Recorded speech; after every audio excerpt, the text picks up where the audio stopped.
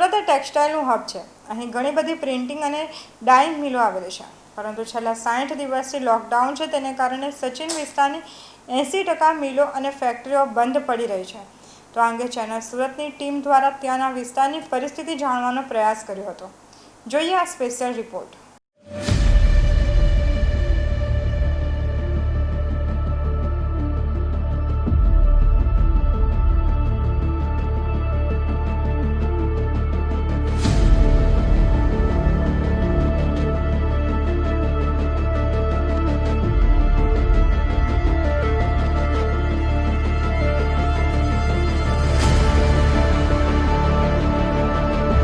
આપણે હમણાં સચિન જીઆઈડીસી વિસ્તારની કીર્તિદા મિલમાં છે અને તમે જોઈ શકો છો કે આ મિલ છે તે પૂરી ખાલીખમ છે. છેલ્લા 2 મહિનાથી જે લોકડાઉન છે તેની સીધી અસર આ મિલ પર પણ પડી છે. મિલ પણ કોઈ પણ કારીગર કામ નથી કરી રહ્યો, બધા મશીનો પણ ખાલી છે. ત્યારે તેની મોટી અસર આ લોકડાઉનને લઈને મિલ માલિકો પર પણ પડી છે. ત્યારે કીર્તિદા મિલના જે માલિક છે સંજયભાઈ, તે આપણી સાથે છે અને આપણે તેમની સાથે વાત કરીશું. જી સંજયભાઈ, છેલ્લા 2 મહિનાથી લોકડાउन છે, તેને લઈને તમારા કઈ રીતની પરિસ્થિતિ निर्माण थवा पामी है? मैडम, बहुत परेशानी से गुजर रहे हैं और हम चाहते हुए भी हमारे वर्कर को भी बहुत ज़्यादा हेल्प नहीं कर पाए और मेरे 90% वर्कर तो गांव चले गए हैं, तो अब फैक्ट्री चालू करना बहुत मुश्किल लग रहा है और शायद जून में हम चालू नहीं कर पाएंगे. સંજયભાઈ, બીજું એ જણાવજો કે લોકડાઉન છે છેલ્લા 2 મહિનાથી અને હમણાં જે રમઝાન માસ ગયો તે ઉપરાંત લગ્નની પણ સિઝન હમણાં હતી, તો તેને કારણે કેટલું નુકસાન થયું હોઈ શકે છે તમારા મિલમાં? 2 મહિનાથી મારી ફેક્ટરી બંધ છે અને 2 મહિનાથી ફેક્ટરી બંધ છે અને સુરતની આખી ટેક્સટાઇલ મિલ, લૂમ્સ અને માર્કેટો બધા બંધ છે, તો તમે કલ્પી નહીં શકો એટલું નુકસાન થઈ ગયું છે. તમારે ત્યાં રોજના કેટલા કારીગરો કામ કરતા હતા? 500 થી 600 વર્કર અમારે ત્યાં કામ કરતા હતા અને આજે એક પણ વર્કર નથી અહીંયા અને એક પણ મશીન અમારી ચાલુ થઈ શકતી નથી. તો તમારે ત્યાં કઈ રીતનું કામ થતું હતું? શું કામ તમારી મિલમાં થાય છે? મારી ફેક્ટરીમાં દરરોજ 1.5 લાખ મીટર સાડીનો કાપડ છપાતો હતો. તે આજે 1 મીટર કપડો છપાતો નથી અને બહુ મુશ્કેલ છે અત્યારે સમય પાસ કરવું અને કેવી રીતે હું અહીંયા બિજલી બિલનો જે મિનિમમ બિજલી બિલ છે અને જે ફિક્સ ખર્ચો છે એ પણ સંભાળી શકતો નથી અત્યારે. જી સંજયભાઈ, બીજું એ જણાવશો કે હવે કારીગરો પોતાના વતન ચાલ્યા ગયા છે, પરંતુ હવે એ ફરી ક્યારે આવશે એવી કોઈ તમને આશા ખરી? ક્યારે આવશે?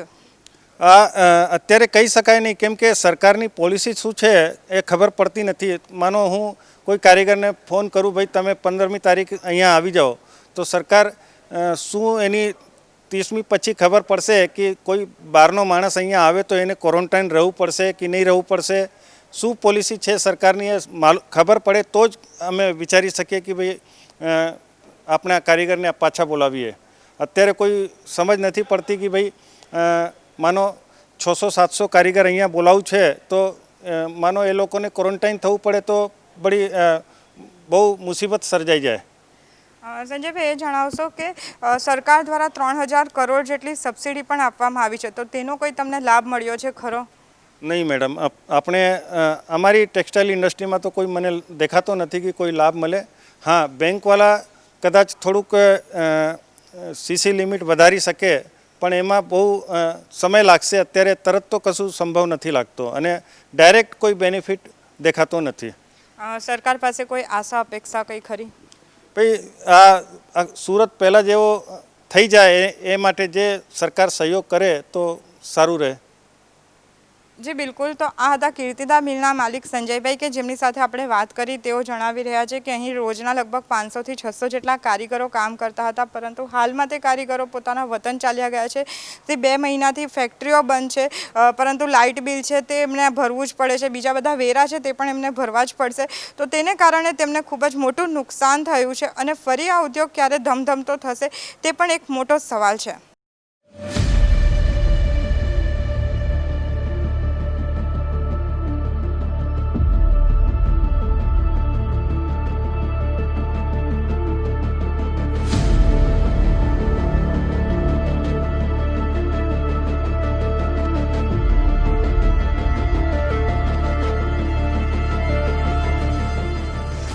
મહિનાથી લોકડાઉન છે, વેપાર ધંધા બંધ છે, ત્યારે આપણે સચિન વિસ્તારમાં બધી ફેક્ટરીઓ પણ બંધ છે, સુરતમાં પણ બધા વેપાર ધંધા બંધ છે, તેથી જે કારીગરો છે તે પોતાના માદરે વતન હિજરત કરી ગયા છે।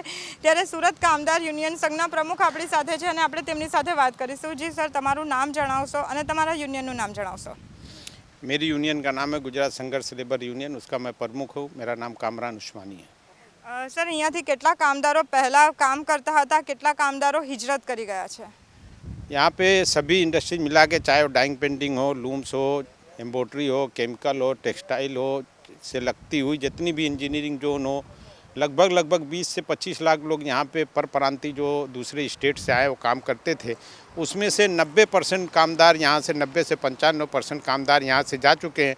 वही लोग रुके हुए हैं जिसका यहाँ पे रहने का मकान है, खुद का है, उसके लिए वो लोग, उनकी फैमिली है, वही लोग यहाँ रुके हुए, बाकी सब लोग हिजरत कर चुके हैं। છેલ્લા 2 મહિનામાં લોકડાઉન હતું, વેપાર ધંધા બંધ હતા, તો કઈ રીતની પરિસ્થિતિનો તમારે સામનો કરવો પડ્યો? કામદારોને કઈ રીતની પરિસ્થિતિનો સામનો કરવો પડ્યો? 2 महीने के अंदर जो कामदारों के साथ व्यवहार हुआ है, बहुत ही ख़राब व्यवहार हुआ है। ऐसा व्यवहार नहीं होना चाहिए।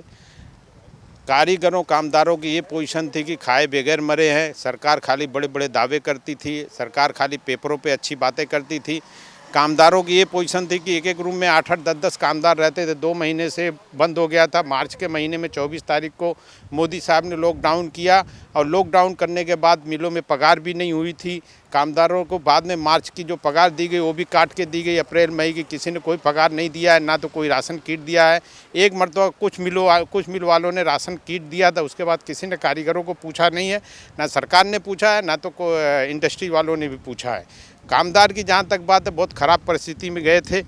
इनके पास ये नहीं था कि भाड़ा दे सके। कितने लोगों ने अपने मोबाइल बेचा है, कितने लोग गैस के बाटले बेचे, अपने घर के सामान बेच के यहाँ से कामदार स्टार्टिंग में जो बसों में गए 3,000-3,500 में गए। रेलवे से जो गए हैं, यहाँ इतनी कालाबाजारी हुई है कि 2,500, 2,000, 2,500, 3,000 में लोगों ने टिकट बेचा है और लोग गए हैं।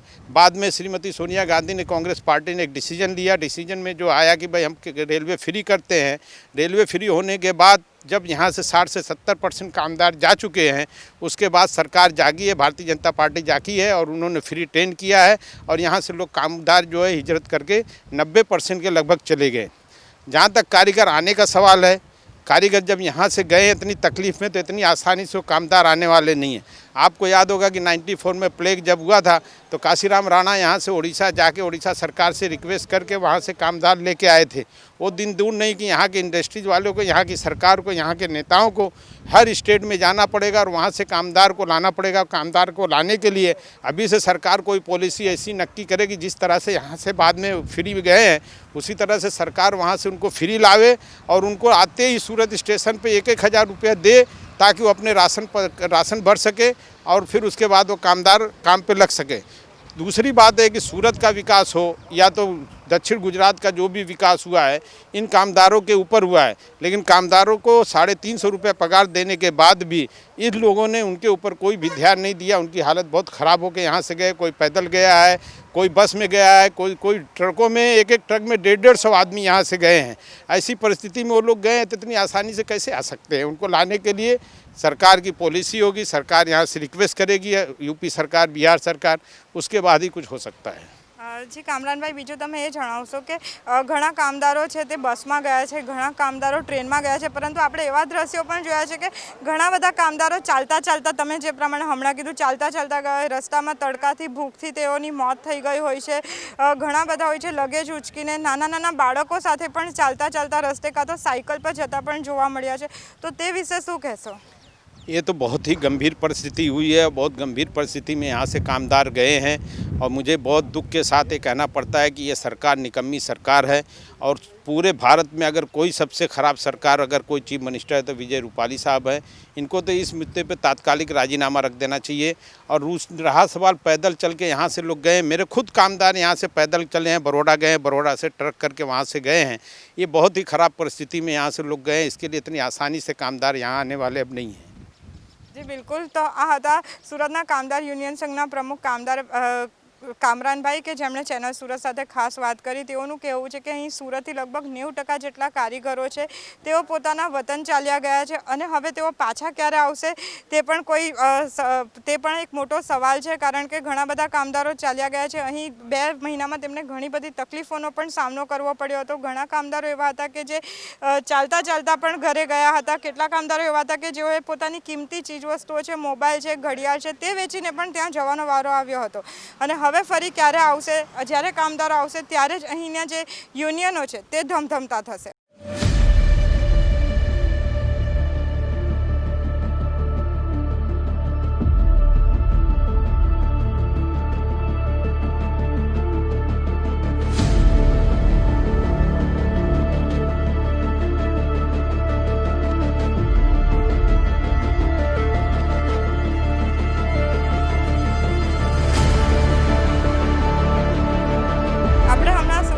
સચિન વિસ્તારમાં છે અને એક લૂમ્સના કારખાનામાં છે, ત્યારે સચિન જીઆઈડીસી નોટિફાઈડ ચેરમેન મહેન્દ્રભાઈ રામોલિયા આપણી સાથે હાજર છે અને આપણે તેમની સાથે વાત કરીશું અને જાણીશું કે આ લોકડાઉનને કારણે તેઓને મિલોને કેટલું નુકસાન થયું છે.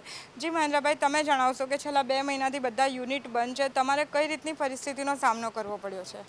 2 મહિનાની અંદર વર્કરો તમામ વતન નીકળી ગયા છે. ઇન્ડસ્ટ્રી સદંતર બંધ છે. બેન્કો જીબી કોઈ પૈસા છોડ્યા નથી. એટલે બધા પૈસા ઇન્ડસ્ટ્રીઝવાળાને ભરવાના જ. એટલે આવતી પરિસ્થિતિ એમએસએમઈ ઇન્ડસ્ટ્રીઝ માટે ગંભીર અને ખતરનાક હશે. મહેન્દ્રભાઈ, તમે જણાવશો તમારે ત્યાં કેટલા કારીગરો કામ કરતા હતા અને કેટલા કારીગરો હિજરત કરી ગયા છે? મારે ત્યાં અંદાજિત 2 શિફ્ટની અંદર 150 વર્કર કામ કરતા હતા. એમાંથી 150 હિજરત કરી ગયા છે, જે હજી 10 દિવસ પહેલાં જ ગયા છે. તો પોતપોતાના સ્ટેટમાં ગયા તો ત્યાં 14 દિવસથી 21 દિવસનું ક્વોરન્ટાઇન છે.